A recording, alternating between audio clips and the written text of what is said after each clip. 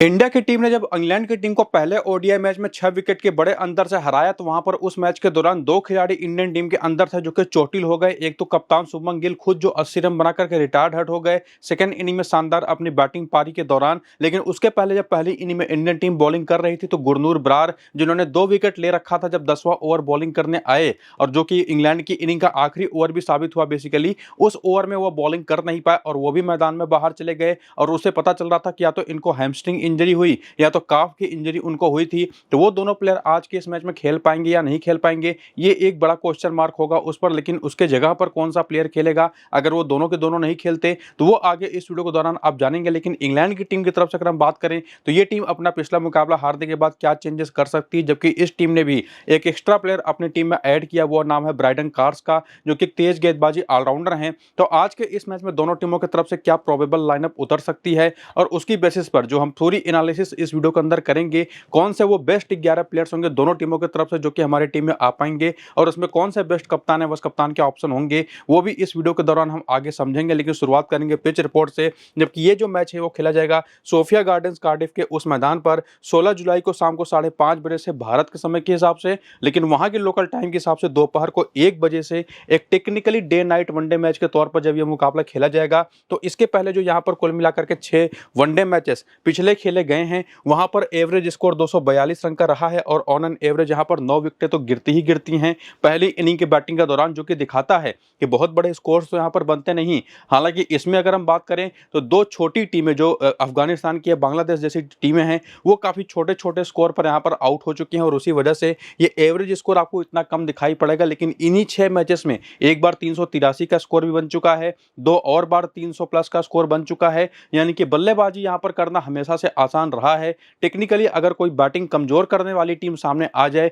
तो पहली इनिंग में उसको दिक्कत होती है, खास करके वो टीम जो स्विंग और सीम को अच्छे से हैंडल नहीं कर पाती। लेकिन एक बात जो क्लियर है वो ये है कि 9 विकेटें तो यहां पर ऑन एन एवरेज गिरती ही गिरती हैं और पिछले 6 में से केवल एक ऐसा मैच गया जहां पर 6 विकेट गिरा है और एक बार 9 विकेट गिरा है, वरना ज्यादातर मौकों पर यहां पर टीम पहले बैटिंग करने वाली ऑल आउट तो होती ही होती हैं। और जब बात आती है पावर प्ले के पहले 10 ओवर की तो वहां पर देखेंगे तो बैटिंग कंडीशंस काफी बेटर होती हैं। वहां पर पहली इनिंग का जो एवरेज स्कोर रहा है पिछले 6 ओडीआई मैचेस में शुरुआती 10 ओवर के पावर प्ले के दौरान वो रहा है 57 रन पर 1 विकेट का, जबकि सेकंड इनिंग पर रहा है 54 रन पर 1 विकेट का, जो ये भी काफी हद तक दिखा देता है कि नई गेंद से बहुत ज्यादा हेल्प यहां पर तेज गेंदबाजों को मिलती नहीं अगर आसमान पर खास करके बादल ना हो तो। और आज के जो वेदर फोरकास्ट है वो ये बताता है कि जब दोपहर को 1 बजे से वहां के लोकल टाइम के हिसाब से मैच स्टार्ट होगा तो उस टाइम पर आसमान पर बिल्कुल भी बादल होने वाले हैं नहीं।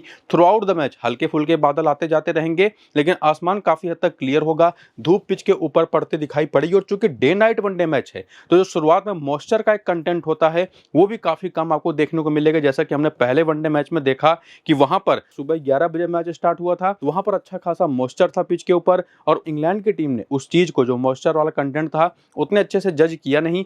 इंडियन टीम ने काफी अच्छा जज किया और हालांकि इंडियन टीम टॉस हार गई थी लेकिन कप्तान ने कहा था कि उनको पहले फील्डिंग करनी ही करनी थी और उसका फायदा पूरा इंडियन बॉलिंग को मिला, जो कि आज के इस मैच में शायद उतना मॉइस्चर देखने को ना मिले क्योंकि एक डे नाइट वनडे मैच है और पूरे दिन यहाँ पर धूप पड़ चुकी होगी दोपहर के 1 बजे तक इसी पिच के ऊपर। और पिछले 6 में से 2 बार पहले बैटिंग करने वाली टीमें, 4 बार बैटिंग सेकंड करने वाली टीमें यहाँ पर मैचेस जीती हैं और 54 विकेटें जो तेज गेंदबाजों ने पिछले 6 मैचेस में ली हैं उसमें 27 विकेटें पहली इनिंग में, 27 विकेटें सेकंड इनिंग में और स्पिनर्स को जो 26 विकेटें मिली हैं उसमें 23 विकेटें पहली इनिंग में और 3 विकेट केवल सेकंड इनिंग में मिली है। और यहीं पर काफी हद तक डिसाइड हो जाता है कि क्यों सेकंड इनिंग में बैटिंग करना यहाँ पर ज्यादा बेहतर मौका रहा है किसी भी टीम के लिए जो टीम टॉस जीतती है, और वही टीमें ज्यादातर मैचेस भी यहाँ पर जीतती दिखाई पड़ी हैं पिछले 6 मौकों पर। तो ये जो पिछले 6 मैचेस का ओवरऑल आपने पूरा डेटा देखा, इसकी बेसिस पर जो समझ में आया कि कोई भी टीम जो टॉस जीतेगी वो आज के इस मैच में भी पहले फील्डिंग करना प्रेफर कर सकती है। हालांकि एक डे नाइट वनडे मैच है तो यहाँ पर ये देखना हमको जरूरत होगी कि आज के मैच में जो पिच मिलने वाली है उस पर कितना मॉइस्चर कंटेंट है। और जनरली अगर आपको मैं बताऊं, अगर आप किसी टेलीग्राम चैनल पर पिच रिपोर्ट नहीं ले रहे हैं ना, तो जहां पर ब्रॉडकास्ट होता है मैच वहां पर आप जो भारत के पूर्व तेज गेंदबाज रहे हैं वरुण एरोन, उनका पिच रिपोर्ट आप जरूर सुनिएगा। वो काफी हद तक अच्छा खासा पिच रिपोर्ट और एक्यूरेट पिच रिपोर्ट देते हैं, वो काफी हद तक आपको क्लियर वहां पर कर भी देंगे। लेकिन फिलहाल अगर मुझसे पिच रिपोर्ट चाहिए तो वो आपको मैं अपने टेलीग्राम और व्हाट्सएप चैनल पर दे दूंगा। इसी वीडियो के डिस्क्रिप्शन में और कमेंट बॉक्स में जो पिन किया हुआ कमेंट है, लिंक आपको वहां पर मेरे टेलीग्राम और व्हाट्सएप चैनल का मिल जाएगा। लिंक्स को क्लिक करके टेलीग्राम और व्हाट्सएप को ज्वाइन जरूर कर लीजिए, जहां पर आपको फाइनल पिच रिपोर्ट एकदम एकदम एक्यूरेट तो मिलेगा ही मिलेगा। साथ ही साथ आज के इस मैच की फाइनल टीम भी आपको यहाँ पर मैं प्रोवाइड करवा दूंगा बाकी सारे अपडेट्स के साथ। तो जाकर के टेलीग्राम का और जो व्हाट्सएप चैनल का लिंक मैंने दे रखा है इसी वीडियो के डिस्क्रिप्शन में और कमेंट बॉक्स में जो पिन किया हुआ कमेंट है वहां पर क्लिक करके लिंक्स को टेलीग्राम और व्हाट्सएप को ज्वाइन करिए। फिलहाल आपके सामने है इंडियन टीम का प्लेइंग और बैटिंग ऑर्डर जो पिछले मैच में खेला था, लेकिन आपको मैंने बताया कि गुरनूर बरार भी 10वां ओवर कर नहीं पाए पिछले मैच में और शुभमन गिल तो 80 रन बनाने के बाद बैटिंग ही नहीं कर पाए। तो इन दोनों के जहां पर अगर कोई चेंज होता है तो आते हुए दिखाई पड़ सकते हैं या तो प्रिंस यादव और या तो अर्शदीप सिंह में से कोई एक तेज गेंदबाज, अगर गुरनूर बरार नहीं खेल पाते हैं तो। और काफी अच्छे चांसेस है कि अगर आज के इस मैच में गिल नहीं खेल पाते हैं बाई चांस, जो कि एक ही दिन का गैप है मैच दोनों मैचों के बीच में, तो ईशान किशन एक अच्छे कंटेंडर हैं जो कि ओपन भी कर सकते हैं। तो देखना पड़ेगा किसको मौका मिलता है, क्योंकि बाकी कोई बैटर है भी नहीं टीम के अंदर जो बेंच पर है फिलहाल। तो ईशान किशन ही है जो कि एक एक्स्ट्रा बैटर के तौर पर अवेलेबल हैं। और बाकी जो बॉलिंग पिछले मैच में करी थी 6 इंडियन बॉलर्स ने मिलकर के, जिसमें सबसे कम बॉलिंग वाशिंगटन सुंदर को 4 ओवर की मिली थी, अच्छी बॉलिंग करी थी उन्होंने उसमें भी। और बाकी जसप्रीत बुमराह ने पूरे अगर आप देखें तो पहले ओवर से शुरुआत किया, तीसरा, 5वां, 7वां, 14वां ओवर और उसको बढ़ाते हुए 40वां और 47वां ओवर भी किया। और उसी तरह से प्रसिद्ध कृष्णा ने भी पावर प्ले के अगर आप देखें तो 4 ओवर करे, उसके बाद मिडिल में और डेथ में आकर के बॉलिंग करी। वही सेम चीज गुरनूर बरार ने 8वें ओवर में शुरुआत करा और उसके बाद 10वां 13वां ओवर बॉलिंग करते हुए 39वें 42वें ओवर तक गए। यानी कि ये जो तीनों के तीनों पेसर है और अगर गुरनूर बरार नहीं खेलते हैं तो जो भी इनके जहां पर खेलेगा वही सेम रोल उसका आपको देखने को मिलेगा। प्रसिद्ध कृष्णा और जसप्रीत बुमराह ही पावर प्ले में शुरुआत करते दिखाई पड़ेंगे। बाकी शिवम दुबे, सुंदर और अक्षर पटेल एक मेन स्पिनर की भूमिका निभाते दिखाई पड़ेंगे। पिछले मैच में 4 विकेट भी इन्होंने लिया और दुबे और वाशिंगटन सुंदर आपको 5वें बॉलर के तौर पर आपके बचे हुए बाकी के ओवर्स करते दिखाई पड़ेंगे। और बाकी जो करियर के आंकड़े अगर आपको देखने हो वनडे क्रिकेट में क्या रहा है अभी तक इन सभी इंडियन प्लेयर्स का, वो आप यहां पर देख सकते हैं। और उसके बाद देख सकते हैं यहां पर रीसेंट फॉर्म, जिसमें आपको मैं ये बता चुका हूं पिछले वीडियो में भी कि हर्षित राणा बाहर चले गए, वरुण चक्रवर्ती बाहर चले गए स्क्वाड में और प्रिंस यादव और रवि बिश्नोई ऐड किए गए हैं। इनका रीसेंट फॉर्म तो आप देख ही सकते हैं, जिसमें प्रिंस यादव का खेलने के चांसेस काफी अच्छे हैं। अभी जो T20 मैचेस का सीरीज हुआ था उसमें आखिरी 2 मैच में कुछ खास बॉलिंग कर नहीं पाया था, लेकिन स्टिल इस तरीके के पिचेस में वनडे क्रिकेट में मेरे हिसाब से बहुत अच्छा ऑप्शन हो सकता है। लेकिन फिलहाल जो प्लेइंग 11 या बैटिंग ऑर्डर पिछले मैच में उतरी थी उसके हिसाब से तो मेरे हिसाब से शुभमन गिल, श्रेयस अय्यर, वाशिंगटन सुंदर और उसके अलावा यहाँ पर अक्षर पटेल और यहाँ पर जसप्रीत बुमराह और इसके अलावा यहाँ पर प्रसिद्ध कृष्णा ये और इवन गुरनूर बरार को भी अगर आप उसमें इंक्लूड कर दें तो जो परफॉर्मेंस पिछले मैच में इन लोगों ने दी उसके हिसाब से ये 7 बेस्ट ऑप्शन है जो कि सीधे आपके टीम में आ सकते हैं। लेकिन उसी में क्या रोहित शर्मा अच्छे ऑप्शन होंगे या नहीं, और इवन विराट कोहली को क्या आप ड्रॉप कर देंगे स्टिल, और केएल राहुल कैसे ऑप्शन होंगे, ये भी एक बड़ा क्वेश्चन मार्क होगा इनके ऊपर। और इवन शिवम दुबे, हालांकि अगर मैं कहूं वनडे क्रिकेट में और जिस तरीके के फॉर्म में फिलहाल टॉप ऑर्डर की बैटिंग लाइनअप दिखाई पड़ रही है, जबकि विराट कोहली और श्रेयस अय्यर, विराट कोहली और रोहित शर्मा पिछले मैच में चले भी नहीं, उसको देखते हुए मुझे उतने इंपॉर्टेंस इनकी दिखाई पड़ती नहीं। तो इनको तो एक तरह से आप सीधे सीधे ड्रॉप कर सकते हैं। लेकिन गुरनूर बरार खेलते हैं तो गुरनूर बरार या इनकी जहां पर जो भी खेले, चाहे वो अर्शदीप हो चाहे वो प्रिंस यादव हो, वो अपनी टीम में तो रहेगा ही रहेगा, स्पेसिफिकली अगर पहली इनिंग की बॉलिंग होती है तो। वरना जसप्रीत बुमराह को लेकर के और प्रसिद्ध कृष्णा ने जिस तरीके से बॉलिंग करी है, ये दोनों 100% एक सेफ चॉइस हैं। इनको लेकर के तो आपको कोई डाउट करना है ही नहीं, सीधे अपनी टीम में लेकर के जाना है। और जिस तरीके के प्लेयर विराट कोहली है, मुझे लगता नहीं कि कोई क्वेश्चन मार्क इनके साथ लगाना भी चाहिए, सीधे आपको अपनी टीम में इनको ले लेना चाहिए। और प्लस अगर शुभमन गिल खेल रहे हैं प्लेइंग 11 में तो ये भी एक बेस्ट ऑप्शन होगा, क्योंकि रिसेंट टाइम में बहुत कमाल के फॉर्म में है। इवन उस लेवल पर यहाँ पर मैं श्रेयस अय्यर को भी रखूंगा, जिन्होंने पिछले मैच 35 रन बनाए, रन आउट हो गए, उसके पहले T20 सीरीज में भी काफी अच्छे फॉर्म में दिखाई पड़े थे।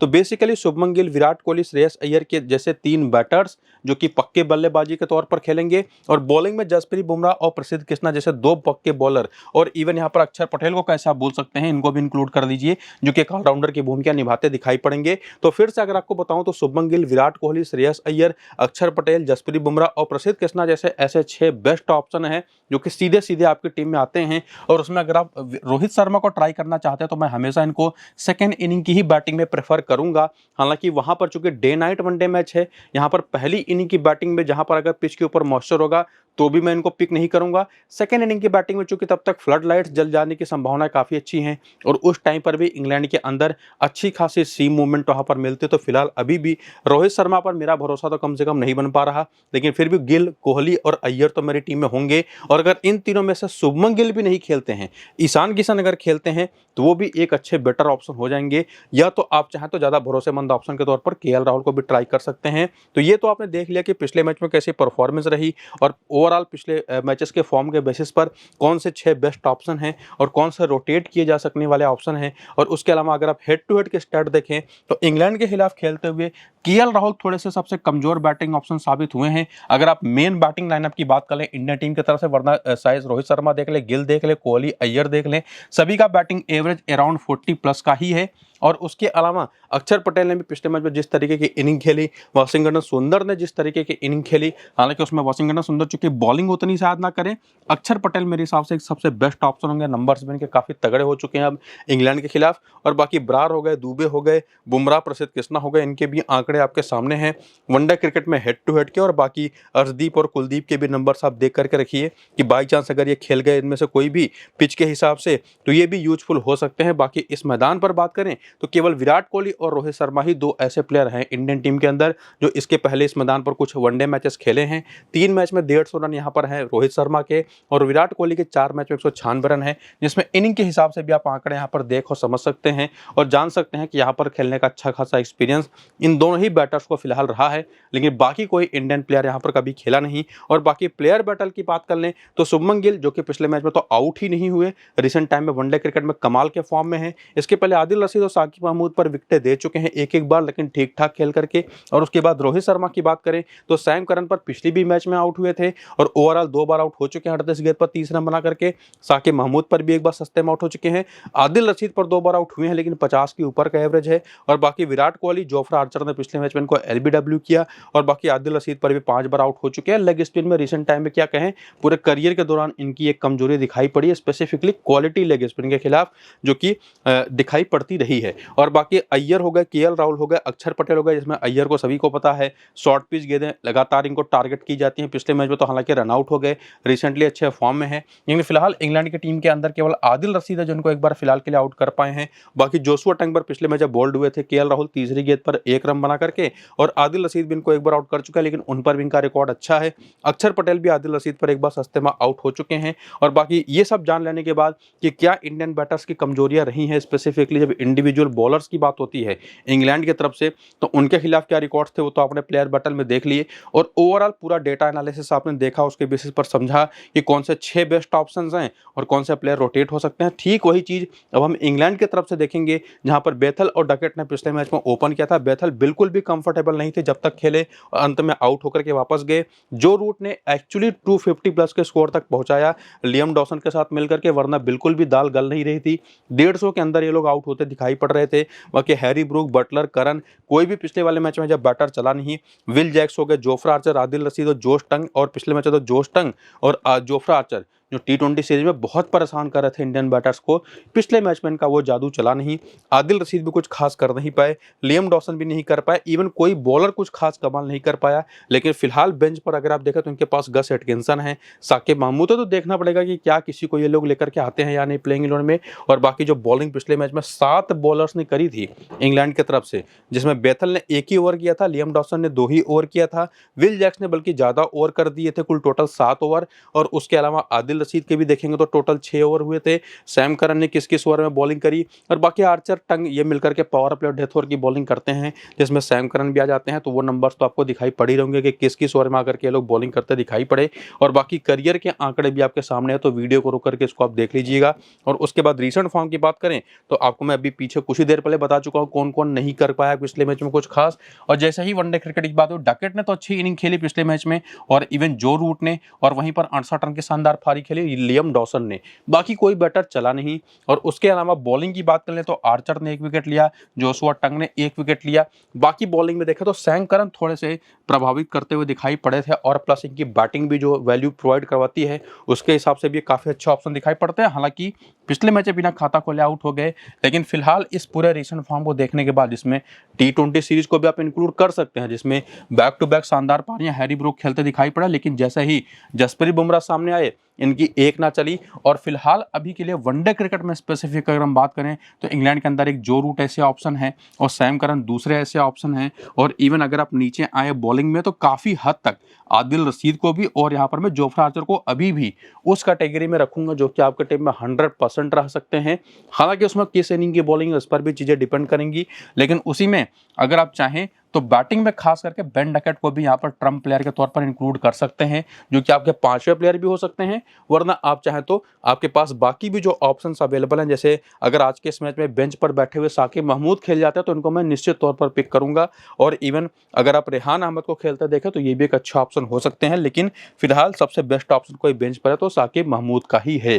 तो 5 ही प्लेयर फिलहाल मैं सजेस्ट करूंगा इंग्लैंड की तरफ से। बाकी हेड टू हेड के आंकड़े आप देख सकते हैं इंडिया के खिलाफ इन इंग्लिश प्लेयर्स का, जिसमें डकेट के नंबर्स काफी बेहतर हैं, जेकब बेथल के 2 ही मैच है 65 रन है, और बाकी जो रूट के नंबर्स तो कमाल के हैं। बाकी हैरी ब्रूक चारों मैच में अभी तक नहीं चले इंडिया के खिलाफ। बटलर के नंबर्स आप देख लीजिए केवल 20 का एवरेज है। सैम करन फिर भी ठीक ठाक खेल गए हैं, और बाकी लियम डॉसन ने पहला ही मैच खेला पिछला वाला।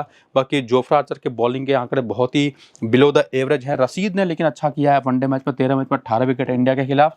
तो ओवरऑल जब वनडे क्रिकेट की बात आती है तो ज्यादा दाल कभी गली है नहीं ज्यादातर इंग्लिश प्लेयर्स की। और बाकी इस मैदान पर परफॉर्मेंसेस देखेंगे तो इस मैदान पर एक ही मैच खेले बेन डकेट बिना खाता खोले आउट हुए हैं। बेथल के एक मैच में 17 रन 1 विकेट है। रूट के यहाँ पर भी आंकड़े काफी अच्छे हैं, बटलर के नंबर्स यहाँ पर काफी अच्छे हैं। विल जैक्स ने एक ही मैच में यहाँ पर बेहतर काम कर रखा है। इवन डॉसन आर्चर ने एक मैच में अच्छी बॉलिंग करी है। यहाँ पर आदिल रशीद के 7 मैच में 14 विकेट है। यहीं पर साकिब महमूद की यहीं पर 2 मैच में 7 विकेट है। और बाकी प्लेयर बैटल के आंकड़े देखने के लिए अगर आप आगे बढ़ें तो जैसे ही वनडे क्रिकेट आया, जहां पर लंबे लंबे ओवर्स स्पेल्स यहां पर करते दिखाई पड़ते हैं स्पिनर्स, स्पिन के खिलाफ कमजोरी यहां पर एक बार फिर से दिखाई पड़ गई, खास करके लोअर ऑर्डर इंग्लिश बैटर्स की। और जो इंडियन पेसर्स हैं जिन्होंने अच्छी लेंथ पर हिट करके गेंद को स्विंग कराया, उसके खिलाफ तो इनकी दिक्कत दिखाई पड़ी ही। बाकी बेन डकेट अभी तक गुरनूर बरार पर पिछले मैच में आउट हुए थे, एक शॉर्ट पिच गेंद पर 12 गेंद पर 17 रन बनाकर एक बार आउट हुए हैं। हर्षित राणा तो बाहर हैं फिलहाल, इनकी बात करने की जरूरत है नहीं। जो रूट अक्षर पटेल और बुमराह पर विकेट देते रहे हैं सस्ते में। और बाकी हैरी ब्रूक भी जसप्रीत बुमराह पर पहली गेंद पर आउट हुए पिछले मैच में, और हर्षित राणा पर 3 बार आउट हो चुके हैं। हालांकि हर्षित राणा की बात करने यहाँ पर जरूरत है नहीं। और बाकी गुरनूर बरार ने ही पिछले में जब बेथल को भी आउट किया था 3rd मैन पर।